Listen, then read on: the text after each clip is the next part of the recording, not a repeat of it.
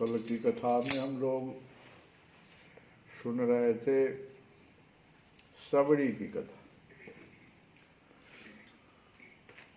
तो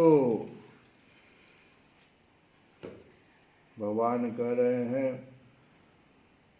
कि कलयुग का जब अंत आने लगेगा तो जब सतपुरुषों के घर पर भी भगवान की कथा होने में बाधा होने लगी या पड़ी, तो समझना कि कलयुग का अंत आने वाला है। क्योंकि ब्राह्मण क्षत्रिय था वैसे पाखंडी हो जाएंगे और शूद्र राजा हो जाएंगे। जब संसार की रचना समय होता है तब तपस्या 9 प्रजापति, मरीच आदि ऋषि और मेरे रूप में, भगवान ब्रह्मा जी कर रहे हैं, मेरे रूप में जब सृष्टि की रक्षा का समय होता है तब धर्म, विष्णु, मनु, देवता और राजाओं के रूप में, तथा जब सृष्टि के प्रलय का समय होता है तब अधर्म, रुद्र तथा क्रोधवश नाम के सर्प एवं दैत्य आदि के रूप में सर्वशक्तिमान भगवान की माया विभूतियां ही प्रकट होती है। बहुत सुंदर बात है। सृष्टि की रचना होने लगती है तो भगवान ही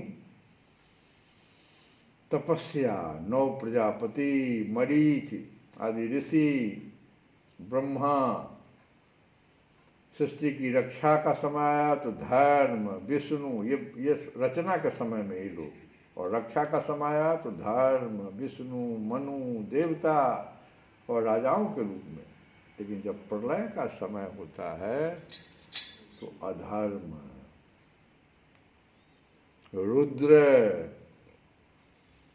और क्रोधवश नाम के सर्प एवं दैत्य। ऐसा दैत्य जिसको खाली क्रोधे है, ऐसा सर्प जिसको खाली क्रोधे है। सर्वशक्तिमान भगवान ही अपनी माया विभूतियां प्रकट करते हैं।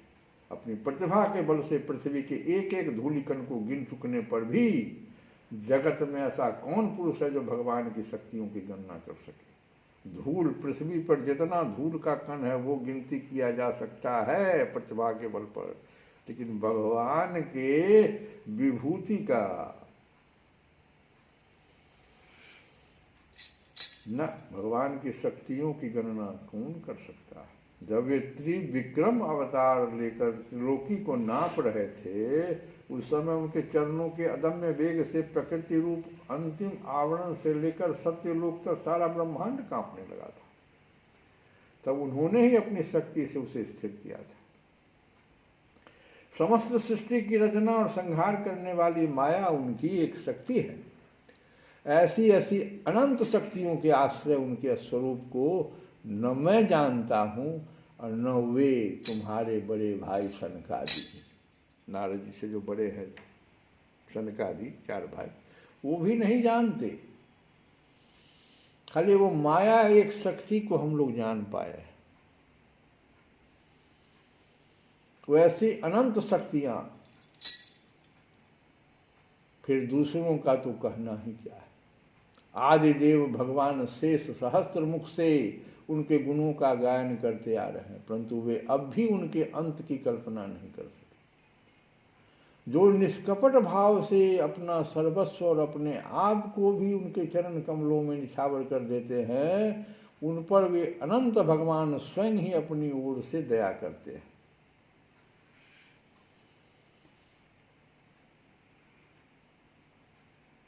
उठ भोरे कहु हरि हरि, उठ भोरे कहु हरि हरि, उठ भोरे कहु हरि हरि, उठ भोरे कहु हरि हरि, हरि हरि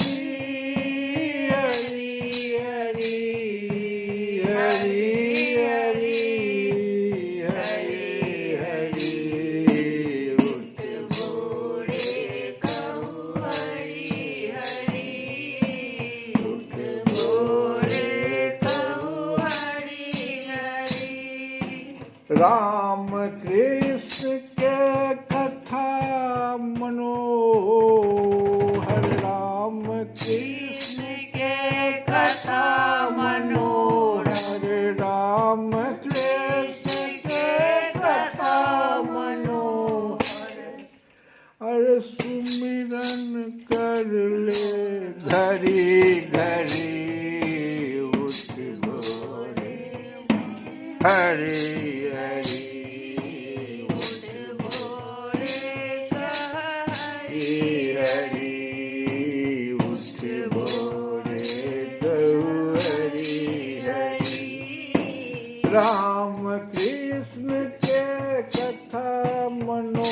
हर सुमिरन कर लो घड़ी घड़ी।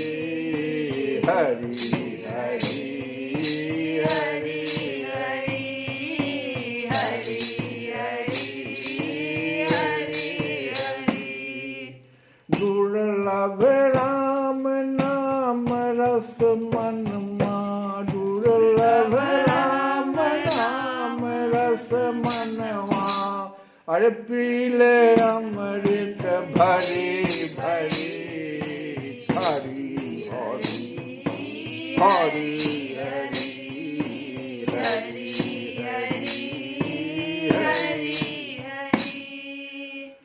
उठ भोरे कहु हरि हरि, उठ भोरे कहु हरि हरि। इस प्रकार से भगवान का भजन करते रहिए। सवेरे से उठ के शाम तक भगवान नाम का जप कीजिए। जो निष्कपट भाव से अपना सर्वस्व और अपने आप को भी उनके चरण कमलों में निछावर कर देते हैं, उन पर वे अनंत भगवान स्वयं ही अपनी ओर से दया करते हैं और उनकी दया के पात्र ही उनकी दुष्टर माया का स्वरूप जानते हैं और उसके पार जा पाते हैं। ऐसे नहीं, वास्तव में ऐसे पुरुष ही कुत्ते और सियारों के कलेवा रूप अपने और पुत्र आदि के शरीर में यह मैं हूं और यह मेरा है ऐसा भाव नहीं करते। प्यारे नारद, परम पुरुष की उस योग माया को मैं जानता हूं तथा तुम लोग भगवान शंकर, दैत्य कुलभूषण प्रहलाद, शतरूपा, मनुपुत्र, प्रियव्रत आदि प्राचीन वही, ऋभु और ध्रुव भी जानते हैं। इनके सिवा इक्ष्वाकु, पुरुरवा, मुचुकुंद, जनक, गाधि, रघु, अम्बरीश, सगर, गय, ययाति आदि तथा मानधाता, अलर्क, शतधन्वा, अनु, रंतिदेव, भीष्म, वली, अमूर्तरय, दिलीप, सौभरी, उतंक, शिव, देवल, पिप्पलाद, सारस्वत, उद्धव, पराशर, भूरिसेन एवं विभीषण, हनुमान, सुखदेव, अर्जुन, आष्टसेन, विदुर और श्रुतदेव आदि महात्मा भी जानते हैं। क्या जानते हैं? तो परम पुरुष की उस योग माया को। इतने लोग अभी तक थोड़ा थोड़ा जान पाए हैं, और भी क्यों? उनके दया के पात्र जो हरदम अनंत भगवान स्वयं की ही हमेशा प्रार्थना करते रहते हैं, उनके कीर्तन, उनके नाम का कीर्तन करते रहते, इसीलिए थोड़ा थोड़ा जान पाए। जिन्हें भगवान के प्रेमी भक्तों का सा स्वभाव बनाने वाली शिक्षा मिली है, वे स्त्री, शूद्र, हूण, भील और पाप के कारण पशु पक्षी आदि योनियों में रहने वाले भी भगवान की माया का रहस्य जान जाते हैं और इस संसार सागर से सदा के लिए पार हो जाते हैं। जिन्हें भगवान के प्रेमी भक्तों का सा स्वभाव बनाने की शिक्षा मिली है, भले ही वे स्त्री में चले जाएं, शूद्र हो जाएं, हूण हो जाएं, भील और पाप के कारण पशु पक्षी आदि योनियों में, लेकिन भगवान की माया का रहस्य जान जाते हैं और इस संसार सागर से सदा के लिए पार भी हो जाते हैं। ऐसे बहुत लोग हैं, गिद्ध, अजामिल। फिर जो लोग वैदिक सदाचार का पालन करते हैं, उनके संबंध में तो कहना ही क्या है। भगवान नाम का जप करते रहो। परमात्मा का वास्तविक स्वरूप एक रस, शांत, अभय एवं केवल ज्ञान स्वरूप है। न उसमें माया का बल है और न तो उसके द्वारा रची हुई विषमताएं ही। वह सत और असत दोनों से परे है। किसी भी वैदिक या लौकिक शब्द की वहाँ तक पहुँच नहीं है। अनेक प्रकार के साधनों से संपन्न होने वाले कर्मों का फल भी वहाँ तक नहीं पहुँच सकता। और तो क्या, स्वयं माया भी उनके सामने नहीं जा पाती, लजा कर भाग खड़ी होती। परम पुरुष भगवान का वही परम पद है। महात्मा लोग उसी का शोक रहित अनंत आनंद स्वरूप ब्रह्म के रूप में साक्षात्कार करते हैं। संयमशील पुरुष उसी में अपने मन को समाहित करके स्थित हो जाते हैं। जैसे इंद्र स्वयं मेघ रूप से विद्यमान होने के कारण जल के लिए कुआं खोदने की कुदाल नहीं रखते, वैसे ही वे भेद दूर करने वाले ज्ञान साधनों को भी छोड़ देते हैं। समस्त कर्मों के फल भी भगवान ही देते हैं, क्योंकि मनुष्य अपने स्वभाव के अनुसार जो शुभ कर्म करता है वह सब उन्हीं की प्रेरणा से होता है। इस शरीर में रहने वाले पंचभूतों के अलग अलग हो जाने पर जब यह शरीर नष्ट हो जाता है, तब भी इसमें रहने वाला अजन्मा पुरुष आकाश के समान नष्ट नहीं होता। ये आत्मा जो है ये नष्ट नहीं होती। भली ये पंच महाभूत क्षिति जल पावक गगन समीरा, ये भली अपने अपने जगह पर चले जाते हैं, लेकिन इसके भीतर जो अजन्मा पुरुष आकाश के समान है वो नष्ट नहीं होता। बेटा नारद, संकल्प से विश्व की रचना करने वाले खड़ैश्वर्य संपन्न श्री हरि का मैंने तुम्हारे सामने संक्षेप में वर्णन किया। जो कुछ तुमने पूछा तो सब मैंने बताया। कार्य कारण भाव अभाव वह सब भगवान से भिन्न नहीं है, फिर भी भगवान तो इससे पृथक भी है ही। भगवान ने मुझे जो उपदेश किया था वही भागवत है, वह यही भागवत है जो मैंने अभी तुम्हें उपदेश किया।